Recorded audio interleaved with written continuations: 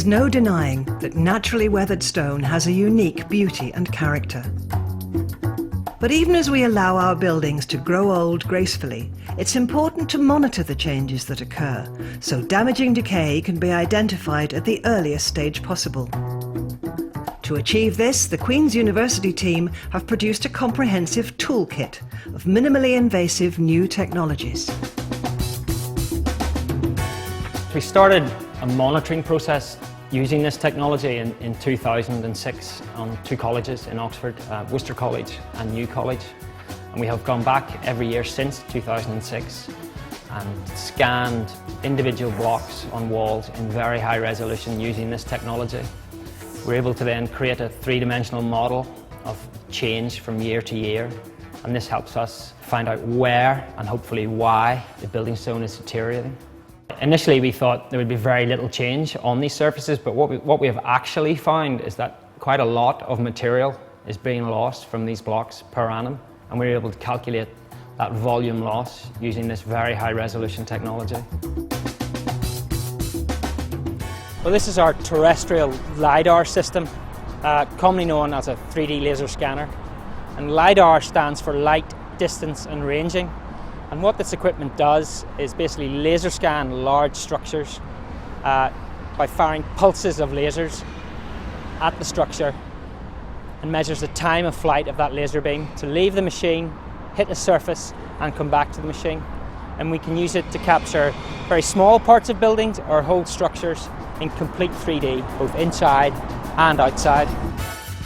This is the facade of the Elmwood Hall in Belfast, mapped by LiDAR.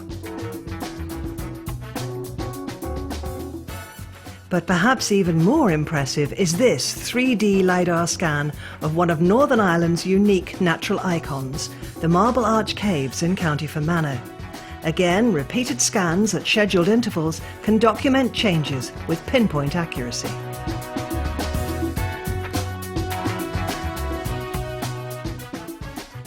One of the main physical effects of algae growing on the surface of stone is that it can reduce surface permeability and also keep moisture in.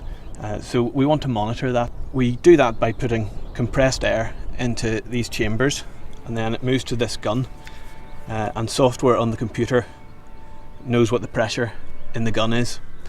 We then fire the air into the wall, and we can get a reading of permeability as the software reads how the air pressure decays. We would tend to map the surface of the stone, maybe a diagonal transect across and then some of the corners and sides. And if we do that, then we can take it into, for example, GIS software, Geographical Information System software, and map it spatially and see how it varies over the surface. Daniel is looking at the stone surface using a thermal camera. I guess when we say thermal camera, we probably think about temperature, but we're interested in moisture, of course, and we can use the thermal data as a proxy to try and understand what moisture inside the stone is doing, because obviously the temperature and the moisture are linked. So, for example, moisture might cool the stone surface down, and that will be picked up by the thermal camera.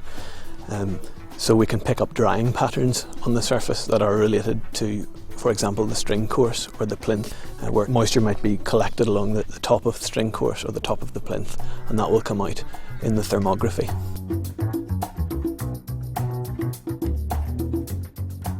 It's very handy for us to be able to detect the early onset of algal growth, and we can do that with an instrument called a colorimeter or a spectrophotometer. And what this instrument does is enables us to quantify colour change on a surface. So I can just show you how simple the colorimeter is to use.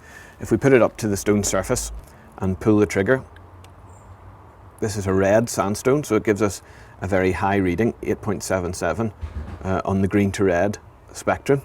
But if we move it to an area of stone covered with green algae and take another reading, it has shifted way down to minus 0.57.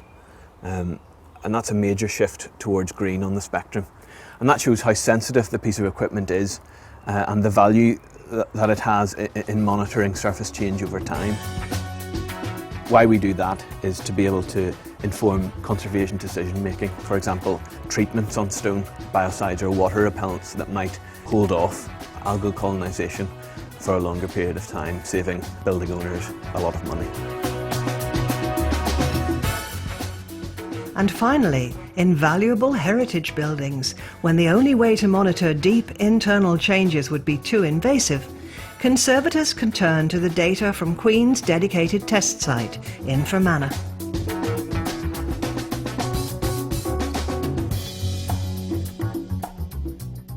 What we're interested in out here in Derry is really looking at stone in an environment that's already very wet, and we can use this as a kind of model for what could happen, say, in cities like Belfast or elsewhere, if the climate there was to get similar to Derry.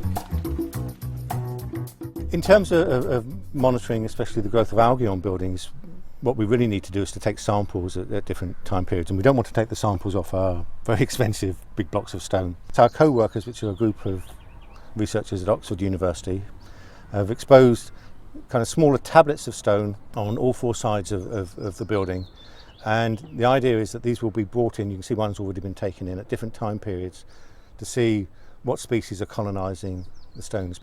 Obviously, if we want to replicate conditions on the building, we don't want to put too many sensors on the surface of the building.